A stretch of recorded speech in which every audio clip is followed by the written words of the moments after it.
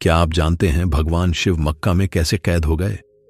आज मैं आपको एक ऐसी रहस्यमयी कथा सुनाने जा रहा हूं जो समय की धुंध में कहीं खो गई है। एक ऐसा गूढ़ रहस्य जिसे जानने के बाद आपकी आत्मा तक सिहर उठेगी और आंखें श्रद्धा से भर जाएंगी। यह कथा है स्वयं महाकाल महेश्वर की, उस शिव की जो आज भी मक्का की पवित्र भूमि में विराजमान है, परंतु कैद हैं। यह कोई सामान्य कथा नहीं, बल्कि हमारी सनातन विरासत का एक ऐसा पन्ना है जिसे समय ने छिपा लिया, पर आज हम उसे आपके समक्ष उजागर करेंगे।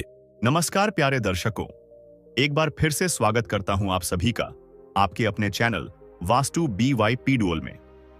आज हम आपके लिए लेकर आए हैं एक अत्यंत रहस्यमयी और प्रेरणादायक कथा।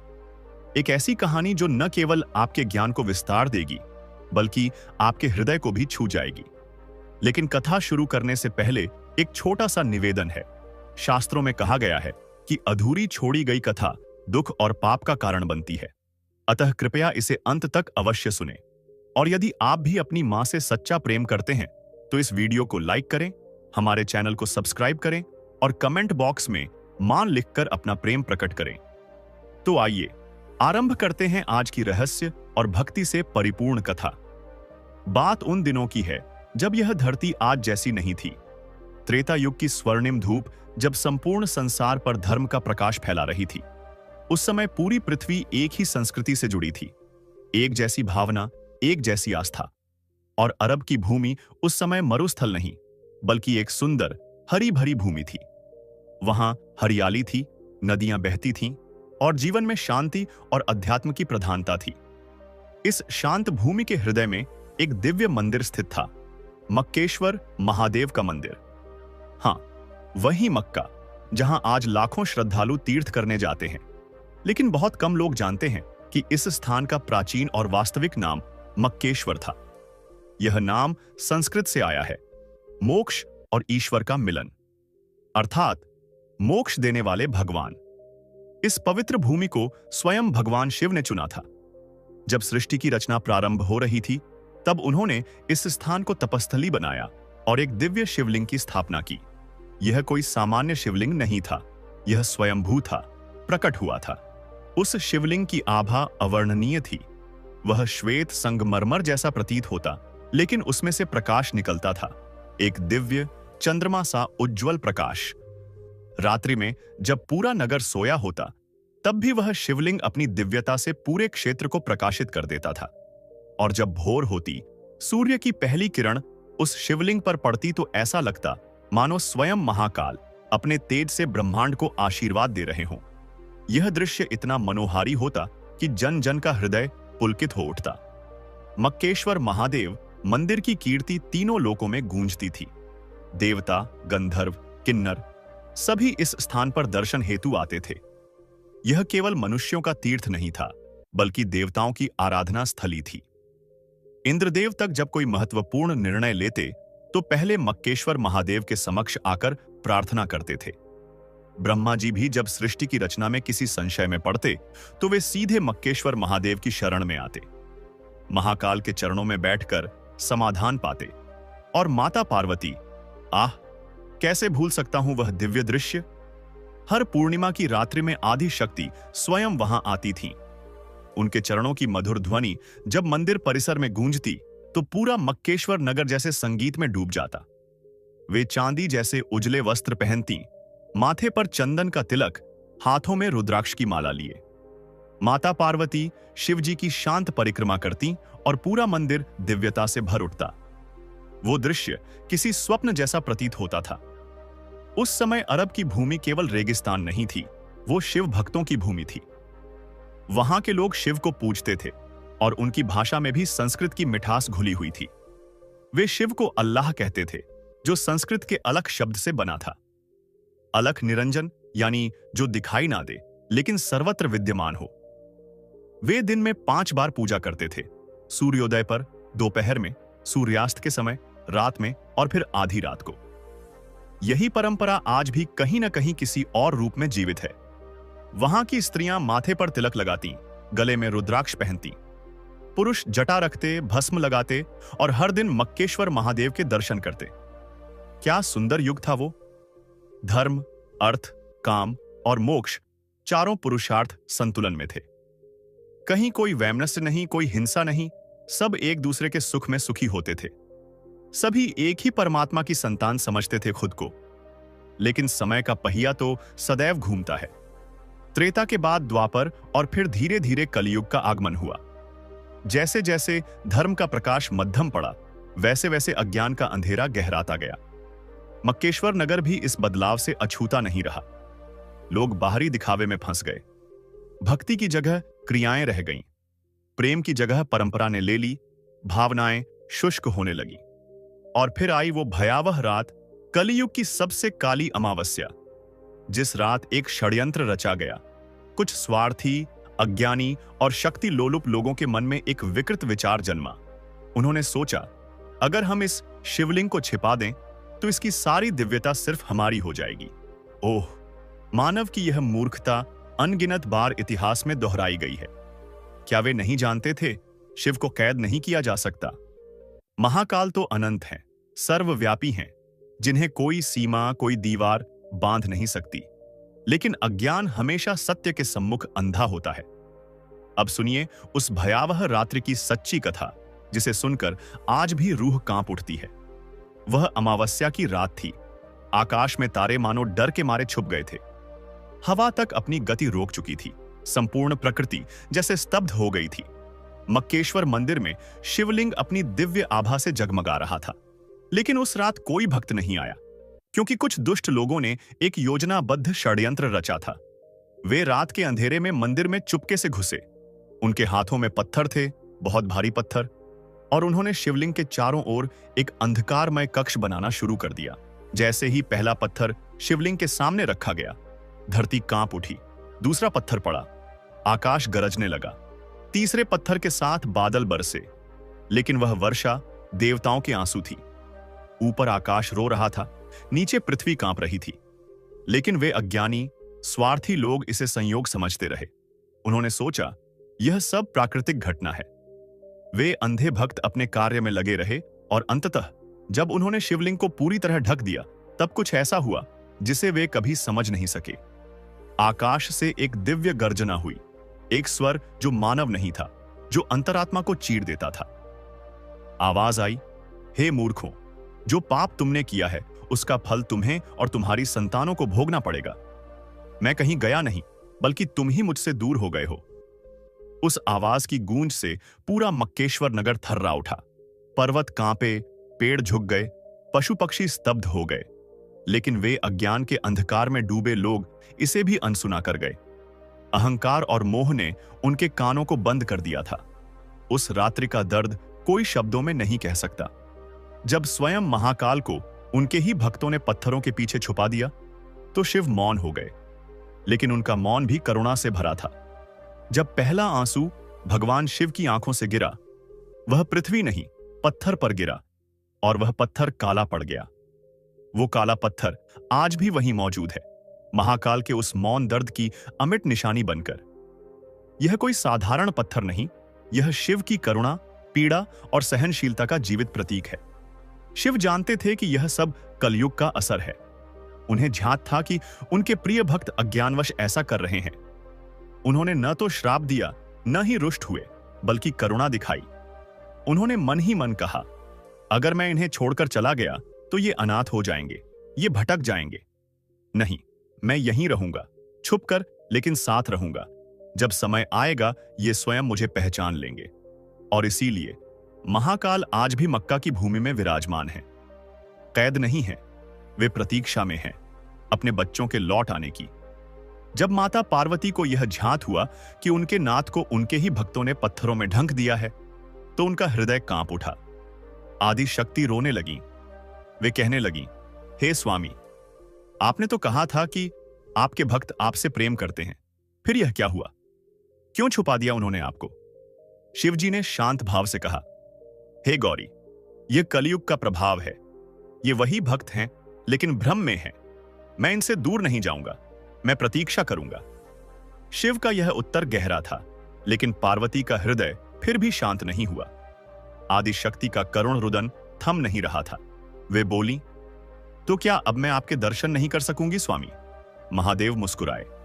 उनका उत्तर उस संपूर्ण युग के लिए एक वचन बन गया। दर्शन तो तुम रोज करोगी प्रिय, लेकिन अब वह प्रकट रूप में नहीं बल्कि गुप्त रूप में होंगे। जब भी कोई सच्चे हृदय से मुझे पुकारेगा, मैं वहां प्रकट हो जाऊंगा। उस दिन के बाद से माता पार्वती भी गुप्त रूप में वहां आती रही, और आज भी जब कोई भक्त वहां सच्चे मन से प्रार्थना करता है, एक कंपन सी उठती है, एक उपस्थिति महसूस होती है, जैसे आदि शक्ति स्वयं वहीं हो। समय अपनी गति से चलता गया। जिन लोगों ने उस दिव्य शिवलिंग को छिपाया था, वे भी एक दिन मृत्यु को प्राप्त हो गए। उनके बाद आने वाली पीढ़ियों को यह बताया ही नहीं गया कि वहां वास्तव में क्या छिपा है। उन्हें केवल इतना बताया गया, यह एक पवित्र काला पत्थर है, इसे छूने से पुण्य मिलता है। लेकिन यह नहीं बताया गया कि वह काला पत्थर आखिर काला क्यों है, उसके भीतर कौन सी शक्ति है। कलियुग की गहराती छाया में लोगों की स्मृति भी मंद पड़ने लगी। वे भूल गए कि इस स्थान का नाम कभी मक्केश्वर था, महाकाल का घर। धीरे धीरे संस्कृत विलुप्त होती गई और उसकी जगह एक नई भाषा का जन्म हुआ। मक्केश्वर नाम सिकुड़ते सिकुड़ते मक्का बन गया। शब्द बदले, संस्कृति बदली, लेकिन कुछ परंपराएं आज भी वैसी ही बनी हुई हैं। आज भी वहां जाने वाले श्रद्धालु उसी प्रकार 7 बार परिक्रमा करते हैं जैसे प्राचीन शिव भक्त किया करते थे। वे उसी दिशा में प्रार्थना करते हैं जैसे हजारों वर्ष पूर्व महादेव के भक्त करते थे। और सबसे अद्भुत बात, जब वे उस काले पत्थर को छूते हैं तो उनके हृदय में एक अनकही शांति भर जाती है, वैसी ही शांति जो कभी महादेव के प्रत्यक्ष दर्शन से मिलती थी। वह काला पत्थर, जिसे आज हजरे अस्वद कहा जाता है, कोई साधारण पत्थर नहीं है। कहते हैं वह पत्थर वही है जिस पर शिवजी के करुणा भरे आंसू गिरे थे, और उन्हीं आंसुओं से वह पत्थर काला हो गया। आज भी वहां कुछ ऐसे संकेत मौजूद हैं जो यह प्रमाणित करते हैं कि यह स्थान शिव का है। वहां की परिक्रमा ठीक वैसे ही की जाती है जैसे प्राचीन शिव मंदिरों में होती है, 7 बार परिक्रमा। क्या यह सब केवल संयोग है, या फिर यह संकेत हैं उस भूले हुए सत्य के, जिसे समय ने मिटाने की कोशिश की लेकिन मिटा ना सका? जब लाखों लोग वहां एकत्र होकर प्रार्थना करते हैं तो उनकी सामूहिक आवाज, वो कंपन, किसी AUM के गूंज जैसी प्रतीत होती है। सफेद वस्त्रों में ढंके शरीर, सिर झुकाकर की गई प्रार्थनाएं, यह सब उस शिव परंपरा की झलक देते हैं जो सदियों पूर्व वहां जीवित थी। कहते हैं जब गुरु नानक देव जी उस स्थान पर गए तो उन्होंने उस रहस्य को पहचान लिया। जब लोगों ने उनसे पूछा, आप किस दिशा में पैर कर रहे हैं, तो उन्होंने उत्तर दिया, परमात्मा हर दिशा में है, उसे किसी एक ओर बांधा नहीं जा सकता। यह उनका मौन संकेत था कि शिव आज भी वही हैं। केवल दृष्टि और भावना की गहराई चाहिए उन्हें पहचानने के लिए। आज जब विज्ञान ने चमत्कारों को तर्क से जांचना शुरू किया है, तब भी यह रहस्य अनसुलझा बना हुआ है। वैज्ञानिकों ने जब उस काले पत्थर की जांच की तो उन्हें यह झांत हुआ, यह पत्थर पृथ्वी से नहीं आया है। इसमें ऐसे तत्व पाए गए जो इस धरती पर सामान्य रूप से नहीं मिलते। यह कोई उल्कापिंड नहीं, यह दिव्य सत्ता का चिन्ह है। शिव के आंसुओं से बना वह पत्थर आज भी शिव की उपस्थिति और करुणा का प्रतीक है। शास्त्रों में कहा गया है कि जब सत्य का समय आएगा तब हर पर्दा हटेगा। कलयुग अपने अंतिम चरण में होगा और तभी भगवान शिव पुनः प्रकट होंगे। उस दिन जो सत्य हजारों वर्षों से छिपा हुआ है वह स्वयं को प्रकट करेगा। मक्का की भूमि, जहां आज लाखों श्रद्धालु इबादत करते हैं, वहां छिपा हुआ मक्केश्वर महादेव का शिवलिंग पुनः संसार के सामने आएगा। यह जानकर लोग चौंकेंगे नहीं, बल्कि भाव विभोर होकर समझेंगे कि वे सभी एक ही परम सत्ता की आराधना कर रहे थे। अलग अलग नाम, अलग अलग पूजा पद्धतियां थीं, लेकिन ईश्वर तो एक ही था। उस दिन कोई किसी से धर्म के नाम पर नहीं लड़ेगा, बल्कि प्रेम से गले मिलेगा। तब न कोई हिंदू होगा, न मुसलमान, न ईसाई, न सिख, सब केवल एक ईश्वर के भक्त होंगे। उस दिन जब यह उद्घाटन होगा कि शिव वहां सदा से थे, तो दुनिया भर में शांति की लहर दौड़ जाएगी। धरती पर वह स्वर्गीय भाव आएगा जहां हर आत्मा एकता, प्रेम और करुणा से भर जाएगी। यह वही समय होगा जब धर्म को हथियार नहीं, बल्कि जोड़ने वाला सेतु माना जाएगा।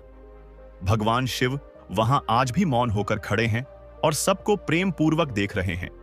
वे कह रहे हैं, मैं तो तुम्हारे ही लिए यहां हूं। तुमने मुझे किसी नाम से पुकारा, मैंने सुन लिया। तुमने मुझे अलग अलग मंदिरों, मस्जिदों, गिरजाघरों में खोजा, मैं वहां भी मिल गया। मैं कभी तुमसे नाराज नहीं हुआ, क्योंकि मैं जानता हूं यह भ्रम तुम्हारे युग का हिस्सा था। लेकिन अब समय है कि तुम सत्य को देखो। अब समय है कि प्रेम और एकता के मार्ग पर लौटो। शिव कोई धर्म विशेष के नहीं हैं, वे पूरे ब्रह्मांड के हैं। जो लोग आज भी शिव की भक्ति करते हैं, उनके लिए यह कहानी एक दर्पण है जो दिखाती है कि भगवान किसी एक स्थान या जाति तक सीमित नहीं हैं। वे सर्वत्र व्याप्त हैं, चाहे आप उन्हें केदारनाथ में खोजें या मक्का में। उनका अस्तित्व अटूट है, उनकी शक्ति सीमाओं से परे है और उनका हृदय इतना विशाल है कि वे सबको समेट लेते हैं, भक्त हो या भटके हुए। अगर वे चाहते तो क्रोधित होकर सृष्टि का संतुलन बिगाड़ सकते थे, परंतु शिव ने प्रेम को चुना, क्षमा को चुना। उन्होंने कलयुग की भूलों को समझा, परंतु दंड नहीं दिया। वे आज भी प्रेम से प्रतीक्षा कर रहे हैं कि कब उनके बच्चे जागें और उन्हें पहचानें। जब वह समय आएगा, जब पूरी दुनिया मक्केश्वर को स्वीकारेगी, तब कोई भी अपने को दूसरों से अलग नहीं मानेगा। सभी समझेंगे कि धर्म कभी बांटने का नाम नहीं था, वह तो जोड़ने का माध्यम था। उस पावन घड़ी में माता पार्वती भी प्रकट होंगी। जब वे देखेंगी कि उनके प्रिय शिव अब खुलकर पूजे जा रहे हैं, तब उनकी आंखों से आनंद के अश्रु बहेंगे। वे प्रेम और उल्लास में भरकर नृत्य करेंगी और उस स्थान को फिर से स्वर्ग बना देंगी। देवता, आर्षि, गंधर्व सभी वहां एकत्र होकर उत्सव मनाएंगे। वातावरण में घंटियों की मधुर ध्वनि गूंजेगी, पुष्पों की वर्षा होगी और प्रेम की महक हर दिशा में फैल जाएगी। लेकिन उस दिव्य दिन की प्रतीक्षा करने की आवश्यकता नहीं है। भगवान शिव आज भी हमारे साथ हैं। वे हमारे हर नाम, हर प्रार्थना, हर भाव को सुनते हैं। जो आंखें खुले मन से देखेंगी, वे उन्हें हर दिशा में पाएंगी। इसलिए आज से ही उनके प्रेम में डूब जाइए, भक्ति में लीन हो जाइए और इस धरती को एक बार फिर स्वर्ग बना दीजिए। शिव केवल मंदिरों में नहीं, वे हर हृदय में हैं। बस हमें उन्हें पहचानने की देर है। यह मत सोचिए कि भगवान शिव केवल किसी मंदिर में या किसी विशेष स्थान पर रहते हैं। जब भी आप उन्हें सच्चे मन से पुकारते हैं, वे आपके भीतर, आपके अंतर्मन में प्रकट हो जाते हैं। जब आप किसी दुखी की सहायता करते हैं, किसी भूखे को भोजन देते हैं या किसी को प्रेम से गले लगाते हैं, तब भी महादेव आपके कर्मों में दिखाई देते हैं। मक्का हो या काशी, केदारनाथ हो या कैलाश पर्वत, वे हर जगह हैं। उन्हें केवल स्थान की नहीं, भाव की आवश्यकता है। वे इंतजार कर रहे हैं आपकी एक सच्ची पुकार का। आपने इस कथा को सुना, क्या आपके मन में भी एक गहराई सी नहीं बनी? क्या आपकी आंखें नम नहीं हुई? यह आंसू किसी कहानी के नहीं, उस अदृश्य प्रेम के हैं जो हर जीव के हृदय में उस परमात्मा के लिए जन्म से मौजूद है। कोई उसे अल्लाह कहता है, कोई ईश्वर, कोई महादेव, लेकिन वह एक ही है। वह आपसे प्रेम करता है और यही कहता है, हे मेरे बच्चे, मैं हमेशा तुम्हारे साथ हूं। मुझसे प्रेम करो, लेकिन सबसे पहले एक दूसरे से प्रेम करो। शिवजी कहते हैं, धर्म के नाम पर मत लड़ो, जाति, भाषा और परंपराओं में मत बांटो, क्योंकि मैं तुम सबका पिता हूं। जब तुम सब प्रेम से रहोगे, एक दूसरे को अपनाओगे, तब मैं फिर से तुम्हारे बीच साक्षात रूप में आऊंगा। यह सिर्फ एक कल्पना नहीं, बल्कि एक दिव्य सच्चाई है। मक्केश्वर महादेव आज भी वहां मौजूद हैं, छिपे नहीं हैं, बस अपने बच्चों की आंखें खुलने का इंतजार कर रहे हैं। जब भी आप जीवन की कठिनाइयों से घिर जाएं, जब भी आपको लगे कि अब रास्ता नहीं बचा, बस एक बार ओम नमः शिवाय कहकर उन्हें पुकारिए। जब भी आप किसी और धर्म या पंथ के व्यक्ति से मिलें, तो यह न सोचें कि वह अलग है। वह भी उसी शिव का पुत्र है, उसी परम तत्व का अंश है। जब तक हम सब एक नहीं होंगे, प्रेम और करुणा में नहीं जिएंगे, तब तक भगवान शिव को भी मुक्ति नहीं मिलेगी। हां, वे स्वयं को कैद में मानते हैं जब उनकी संतानें आपस में लड़ती हैं। प्यारे भक्तों, भगवान शिव का यह संदेश केवल कथा नहीं, बल्कि आत्मा की पुकार है। हर हर महादेव कहने से पहले इस बात को महसूस कीजिए। इस वीडियो को अगर आपने अंत तक देखा है, तो यह निश्चित है कि आपका हृदय जगा है। कृपया इस प्रेम और एकता के संदेश को ज्यादा से ज्यादा लोगों तक पहुंचाइए। लाइक करें, शेयर करें और नीचे कमेंट में हर हर महादेव लिखकर अपने श्रद्धा भाव को प्रकट कीजिए। शिव जी आप सबको आशीर्वाद दें। ओम नमः शिवाय। हर हर महादेव।